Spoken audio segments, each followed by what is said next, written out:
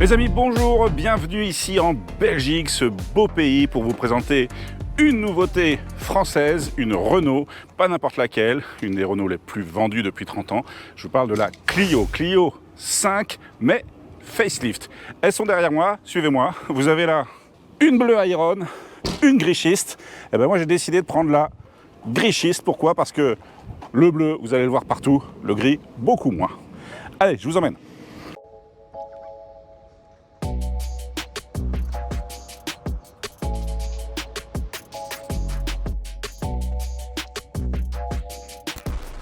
Bon, qui dit facelift dit modification esthétique. Et là, avec cette Clio 5, j'ai envie de dire 5.2, on est gâté parce que regardez, c'est sous cet angle qu'elle a le plus évolué. On va détailler ça. Regardez déjà ce logo. C'est le nouveau logo de la marque. On l'a déjà vu sur d'autres modèles. Il a été intégré ici à la Clio. La finition est sympa puisque vous avez ici ce petit bandeau noir laqué.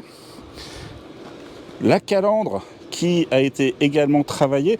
Regardez dans les petites astuces de designer, la largeur des petits rectangles ici s'agrandit au fur et à mesure. Pourquoi? Parce que ça va donner un effet encore plus grand à la calandre.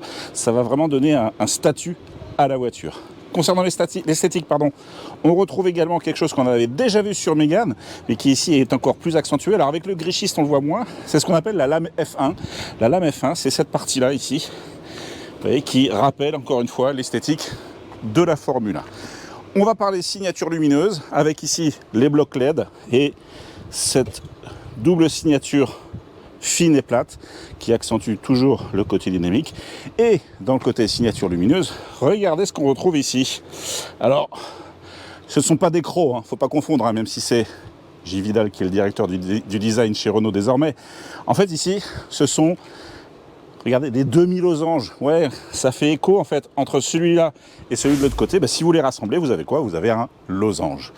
Dernière chose sur l'avant qui donne encore une fois ce côté sportif, parce que je vous rappelle qu'on est sur une version Esprit Alpine. Regardez ici l'entrée d'air qui normalement est destinée à refroidir les freins. Tout à l'heure je vous parlais du facelift et de la lame F1.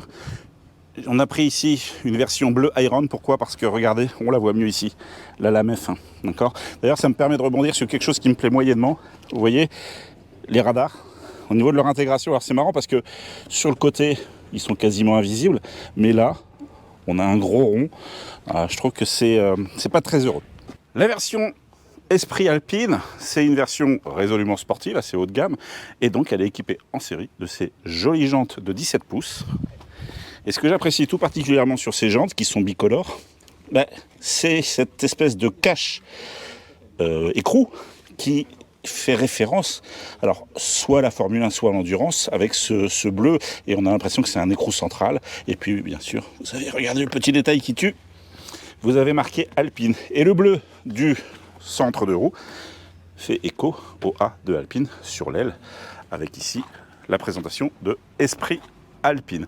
C'est résolument sportif. Sur le côté de la voiture, j'ai envie de dire rien de plus. Alors rien de plus, s'il y a quand même quelque chose que j'apprécie depuis la sortie de la Clio 5, c'est que, vous voyez, cette partie qui est creusée, on la voit de moins en moins. Rappelez-vous, sur la 4, on avait des espèces de trucs moches. Bref, plus ça va, et plus cette partie-là est lissée. Je trouve que esthétiquement, ça lui va plutôt bien. Vous remarquerez les vitres arrière surteintées, et bien surteintées, qui ajoutent au côté sportif, et qui terminent l'ensemble avec la poignée de porte qui est cachée. La petite antenne qu'on appelle l'antenne requin. Et puis si on passe à l'arrière, on remarque quelque chose encore une fois résolument sportif, c'est le lettrage noir.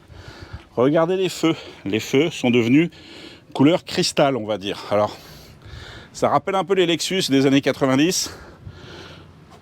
On aime, on n'aime pas. Bon, moi je trouve que ça lui va plutôt bien. Encore une fois, dans cette couleur, ça fait, je dirais, une unité avec la carrosserie. Et puis pour terminer sur cet Esprit Alpine, regardez ici, vous avez cette petite découpe qui quelque part simule une extraction d'air, mais qui en fait élargissent un petit peu la voiture. Ça accentue encore une fois le côté sportif. Parlons habitabilité sur cette Clio 5. Ici, motorisation E-Tech hybride, donc ça veut dire quoi? Ça veut dire qu'on a un coffre qui est un peu plus petit, puisqu'on a la batterie sous le plancher du coffre. Et en plus ici, on a l'option roue de secours. Ça veut dire quoi? Ça veut dire que concrètement, on a 300 litres de coffre. 300 litres de coffre, c'est pas dément pour la catégorie. Mais regardez quand même, ça permet de mettre au moins ici une valise cabine. Je pourrais même en mettre une deuxième par-dessus. Donc ça veut dire que là, en fait, en gros, je peux mettre 4 valises cabine. Ça permet quand même de partir en voyage à 2 ou à 3, à 4 si on met pas trop de bagages. Venez, rapprochez-vous. Je vais vous parler de ce qu'il y a là. Ici sous le capot, en fait, on a un A-Lite 6, un 4 cylindres qui développe, alors avec la partie hybridation, 145 chevaux. Tout seul, on est à 92 chevaux, mais je vous rappelle qu'il y a 2 moteurs électriques. Alors il y a un moteur qui sert, on va dire, d'alterno-démarreur, qui va aider surtout sur les reprises et surtout sur les stop and start qui sont fréquents. Et puis vous avez un moteur qui est aussi dans la transmission et qui lui va servir vraiment à propulser la voiture. Alors en tout électrique, on peut rouler, mais voilà, on aura quoi, 2-3 km d'autonomie. Le plus intéressant en fait, c'est quand tout ça va être lissé entre les phases électriques, les phases thermiques et les phases où les deux sont couplés. Et on va pouvoir arriver jusqu'à 900 km d'autonomie avec une conso moyenne entre 4 et 5 litres. C'est là où est vraiment l'intérêt de cette motorisation E-Tech.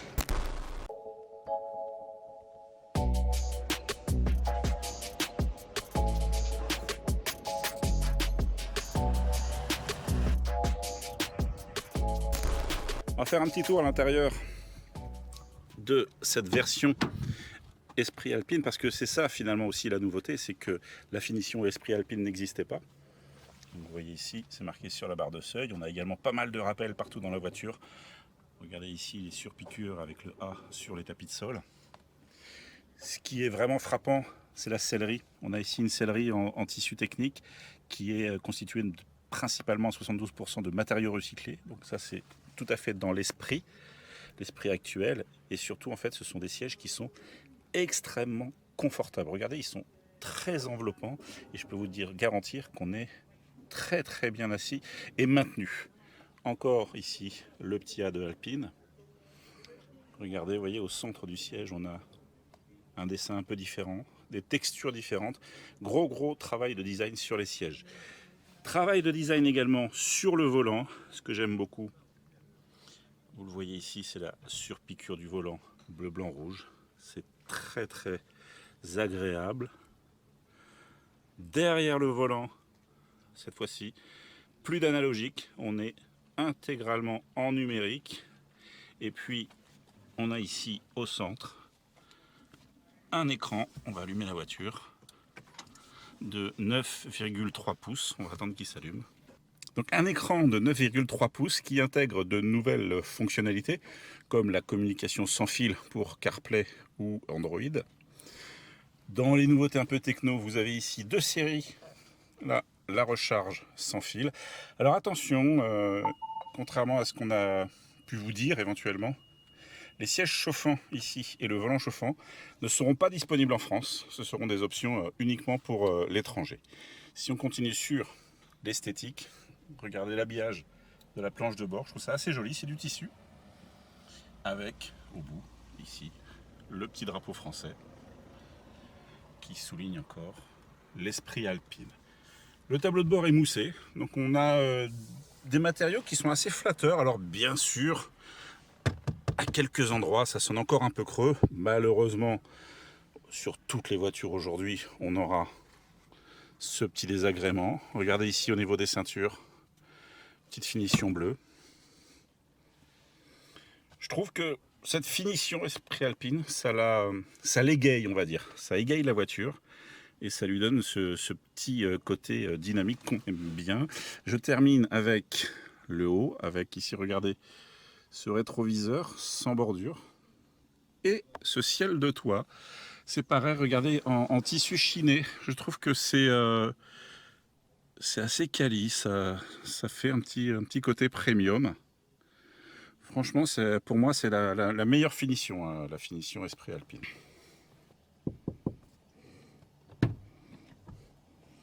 Alors, vous me surprenez en train d'essayer de grimper à l'arrière.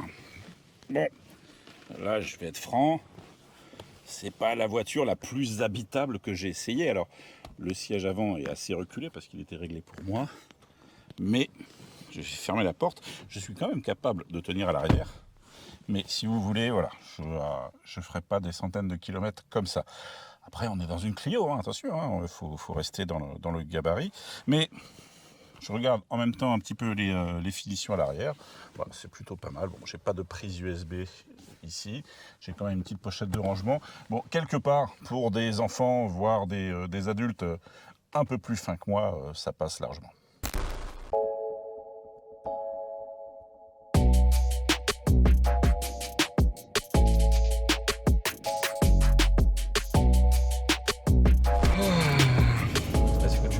Moi je trouve qu'en termes d'agrément de conduite, on est pas mal dans cette Clio parce que y a une bonne réponse au moteur, la direction et le châssis font le boulot sans être une sportive, hein. Mais voilà, c'est pas une voiture piégeuse, et puis surtout c'est confortable, hein. Tout à l'heure on est passé sur des routes vachement dégradées, des pavés, et ça filtrait super bien. Donc moi je pense que voilà, il y a de la polyvalence, vraiment, il y a une grosse polyvalence dans tous les réglages qui ont été faits. Et encore une fois, moi je mets le point sur les sièges que je trouve vachement bien, hyper agréable. T'es bien tenu, tu vois, c'est pas des baquets, mais ça commence à y ressembler. Et moi j'adore le maintien latéral. T'as tellement de voitures où en fait tu te promènes sur les sièges parce que t'as pas assez de maintien latéral. En fait, je pense que c'est bien résumé. C'est pas un baquet.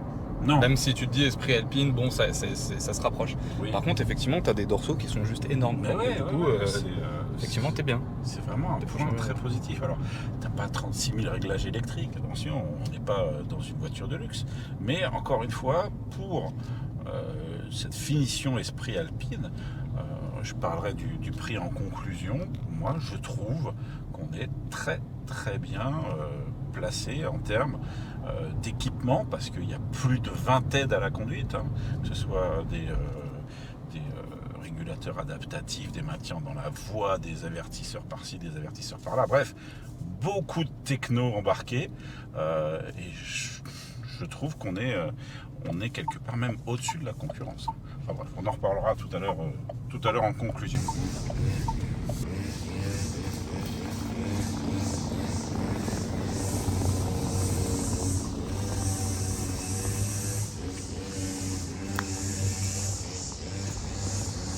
Bon, on en profite pendant qu'on est à l'arrêt. Ouais, vas-y Thomas, ça c'est plutôt ton domaine. On va parler caméra. Alors honnêtement, je trouve que filmer, ça rend pas pareil. Ouais. Honnêtement, filmer, tu lui excuses presque. En vrai, on trouve que la définition de la caméra 360 est pas terrible. Elle est pas dingue, mais je pense qu'en fait, elle est due au fait que, alors c'est une caméra 360, mais comme on peut le voir, c'est divisé en 4, là où la plupart des 360 sont sur 8. 8 caméras, ouais. 8 en caméras. fait, il n'y a que 4 caméras qui filment, puis après, il y a un traitement informatique qui rejoint le tout. Ouais. Et en fait, le fait d'avoir que 4 caméras, ça t'oblige à avoir des très grands angles. Donc un espèce de fisheye et compagnie qui fait pas très quali. Par contre, tu as des petites fonctions qui sont sympas, ça, et par notamment contre, cette caméra-là. Alors là, pour le coup, on roule, donc ça. Ouais, on roule, mais on peut la remettre. Je suis pas sûr qu'on puisse, tu peux pas la remettre quand tu roules. Ben, en fait, on a une caméra qui filme le côté de la voiture, et quand on se gare et qu'on veut pas abîmer ses belles jantes, ça c'est pratique. Ça c'est plutôt pratique. Vous savez peut-être pas, mais en Belgique, on a le droit, moyennement finance bien sûr, moyen en finance, de personnaliser ses plaques. Ben, regardez devant, on a une plaque qui fait 0, 0, 0 ou O, 0, 0, O sur une Audi. Moi je pense qu'en fait cette plaque, je crois qu'elle est rattachée au propriétaire, et en fait avant ça, elle devait avoir une BMW, parce que regardez, on voit les deux phares et la calandre haricot. Bref, en tout cas, la Belgique, ils ont tout compris, ils font de l'argent, et en plus on peut avoir des plaques.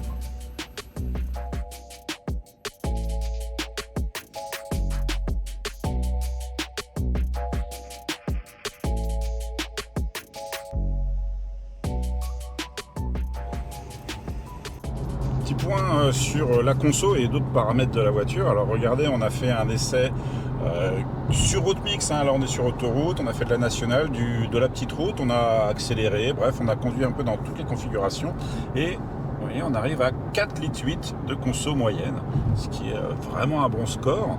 Alors si je vous parle de score aussi, c'est parce que cette voiture, elle va vous noter, hein, un petit peu comme on note tout, et ben cette voiture vous note et note votre conduite. Et moi, par exemple, en éco-conduite, quelque part, j'ai 70 sur 100, donc j'ai ici une belle marge de progression.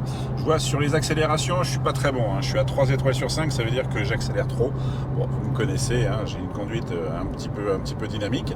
Par contre, j'ai une bonne anticipation, vous voyez, je suis à 4 sur 5, ça veut dire que je relève le pied bien en avance de phase et finalement je freine que quand c'est important. En tout cas, ce qui est intéressant avec ce système-là, c'est qu'on analyse un petit peu sa conduite et on peut se rectifier.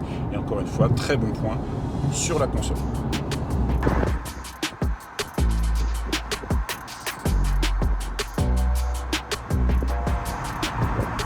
En termes de mode de conduite, on a une boîte automatique ici.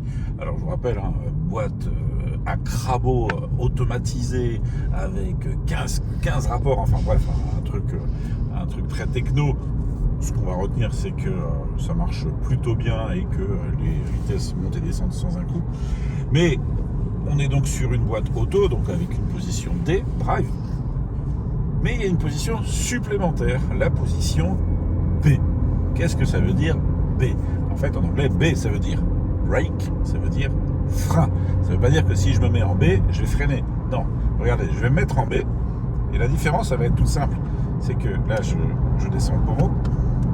Et ben en B, en fait, si je lâche l'accélérateur, j'augmente en fait le freinage, en fait, la récupération au freinage. Et donc en fait, je recharge encore plus mes batteries, mais ça me permet aussi d'économiser les freins. Et si on veut être vert et écolo au maximum, on va utiliser cette position parce que si j'utilise moins le frein, eh bien j'émets moins de particules de plaquettes de frein. Et il faut savoir que les particules de plaquettes de frein avec les particules de pneus, c'est ce qui constitue aujourd'hui la majorité de la pollution aux microparticules. Alors, petite explication de la techno e-tech avec ce petit schéma. Vous voyez, il y a le moteur, la batterie, les roues et il y a des flèches un peu dans tous les sens. Alors, ça veut dire quoi tout ça? Regardez ici par exemple, la flèche va du moteur vers la batterie, vers les roues, de la batterie vers les roues. En fait, ça veut dire quoi? Ça veut dire tout simplement que là, si j'accélère fort, en fait, c'est les moteurs électriques et le moteur thermique qui vont aux roues pour délivrer la puissance maximum. Mais si je relâche l'accélérateur, hop, regardez, le moteur, il va recharger la batterie. Ça va dans l'autre sens. Bref, vous avez ici un petit cadran qui vous explique quand le moteur thermique intervient, quand les moteurs électriques interviennent en plus du moteur thermique ou tout seul, et quand est-ce qu'il y a les séquences de recharge. Là, par exemple, je suis en train de recharger.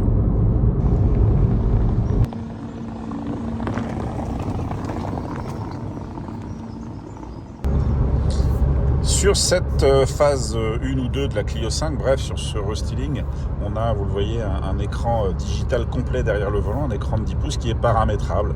Donc ça se généralise de plus en plus maintenant. Vous pouvez bien évidemment changer les différents affichages, faire défiler, vous voyez, différentes choses. C'est assez intuitif.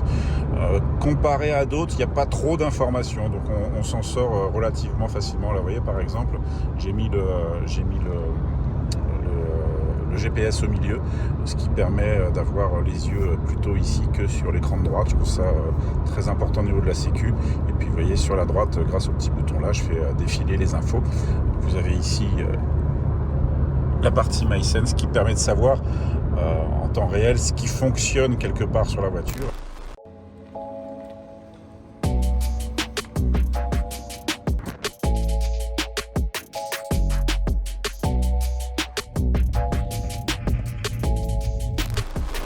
On va faire un petit point hybridation avec un copain, j'ai nommé David, de la chaîne Voiture Lambda, qui est plutôt spécialisé justement dans tout ce qui est hybridation, puisque tu me disais que tu étais un grand toyotiste. Ouais. Et ici, je voudrais que tu nous parles justement de cette hybridation. Alors, il y a plein de termes. On est sur quel type d'hybridation? Alors là, on est sur du FHEV, Qui veut dire une full hybride auto-rechargeable. Alors, full hybride auto-rechargeable, donc on ne la branche pas. On la branche pas. Donc, c'est pas du plugging, les gars. Non. Ok. Elle va régénérer de l'énergie en freinant et voilà, avec une toute petite batterie pour rouler sur des phases tout électriques sur quelques kilomètres. D'accord, 2 ou 3. d'accord. Alors moi j'ai remarqué que justement cette phase de recharge était vachement bien optimisée sur la Clio, d'autant plus qu'on a le mode break qui permet non pas d'agrandir le coffre, mais mode break qui permet d'accentuer le frein moteur quelque part pour récupérer un maximum d'énergie. Et en plus, il a intérêt ce mode break d'économiser les freins puisqu'on apprend je vais pas dire ne plus freiner, non, à moins freiner. Et donc on économise les plaquettes de frein qui constituent, je vous le rappelle, la majeure partie avec les pneus de la pollution aux microparticules. Alors, pour toi, ce e-tech, est-ce que c'est la solution idéale finalement sur une citadine? Est-ce que tu en as déjà essayé d'autres? J'en ai essayé d'autres, la Yaris notamment. Ouais. J'ai moi-même une hybride à la maison. Mais sur les citadines, ouais, je pense que cette Clio e-tech, on est sur quelque chose de très, très optimisé, Ouais. très performant aussi, C'est ce que j'ai ressenti aussi, ouais. Ouais, ouais. et bien plus plaisant à conduire qu'une Yaris pour le coup. D'accord. Tu le disais tout à l'heure, moi ce que j'ai apprécié, c'est ce passage de full électrique en ville, où là le moteur thermique s'éteint vraiment et on roule en toute quiétude, avec le passage en thermique qui se ressent à peine. Je trouve qu'en fait c'est hyper confortable, d'autant plus que c'est assisté par la boîte à 15 positions. La boîte, alors c'est la boîte à crabot automatisée qui vient de la Formule 1. Bref, c'est une boîte, je crois, alors c'est plus Renault Sport maintenant, c'est la filiale, on va dire, sportive de Renault qui a travaillé cette boîte. Donc je sais pas toi, quels sont tes ressentis aussi là-dessus? Alors la transition électrique thermique, on la sent quand même un tout petit peu, mais l'agrément est bien supérieur, je trouve. Ouais. Le passage de rapport, c'est beaucoup plus réactif qu'avant, que sur les premières versions en 140 chevaux notamment. Ouais. Il y a 5 chevaux de plus là. Il y a 5 chevaux de plus, et surtout, c'est en pleine charge, c'est légèrement plus agréable. Et c'est plutôt performant en fait, on peut y aller un peu plus, même si le poids est légèrement un peu élevé. Ouais, 1300 kilos. Mais maintenant, je trouve qu'on a quand même un résultat, pas sportif, mais dynamique. On est à plus de 9 secondes au 0 à 100, mais c'est pas fait pour. Mais surtout, on a une conso qui est vraiment intéressante, puisque moi, je l'ai constaté. Moi, j'étais à peu près à entre 4 et 5 litres. Ça oscillait toujours entre 4 et 5 litres. Et franchement, là, on est plutôt dans les meilleurs du marché. On est bien. On est bien. Je suis descendu à 4,4 moi. 4,4 ? Ouais. Ok. Moi, je pense qu'en conclusion, on peut dire que Clio 5 e-tech, avec donc cette hybridation, on est sur une très belle proposition dans la gamme et par rapport aux concurrents. Oui, l'une des meilleures. L'une des meilleures. Largement. Ça sera le mot de la fin. Merci, Davy. C'est vrai. Je profite de ce petit moment de quiétude et de bouchon en Belgique pour bien terminer cet essai. Là, je suis en tout électrique, donc écoutez, il n'y a rien à entendre. C'est le silence absolu et je vous avoue, c'est assez agréable. Ça, c'est le côté sympa de l'électrique. Alors, qu'est-ce que j'ai pensé de cette Clio? J'en ai pensé pas mal de bien en fait. Au départ, je vous avoue, avec un petit a priori négatif. Je me disais, voilà, ils ont changé les feux et puis basta quoi. Non, en fait, il y a un vrai travail en profondeur sur cette nouvelle version. Vous l'avez vu esthétiquement déjà, je trouve qu'elle s'est modernisée. Elle est beaucoup plus belle, surtout en esprit alpine. Et puis, franchement, le e-tech 145 qui a gagné 5 chevaux, je pense que c'est vraiment une des meilleures motorisations hybrides du moment. D'autant plus qu'il y a, pour moi, peu de concurrence dans ce segment. Et je vais vous parler du prix. Le prix, 27 400 € pour la version Esprit Alpine, qui, je vous rappelle, est la version haut de gamme. Donc, pour moi, c'est vraiment une voiture qui est très bien placée, qui consomme peu, qui est confortable et bien équipée. Alors à vous de me dire ce que vous achèteriez pour 27 400 €. En tout cas, moi je pense que la Clio ici est vraiment une des meilleures propositions du marché. Alors vous n'hésitez pas, ça se passe juste en dessous en commentaire. Si vous avez des questions, eh bien on y répondra. En tout cas, en attendant, n'oubliez pas évidemment le petit pouce parce que ça fait plaisir.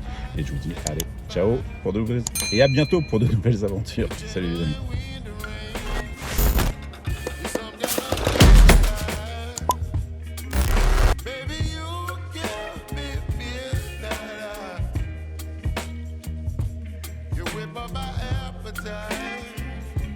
Don't leave me here.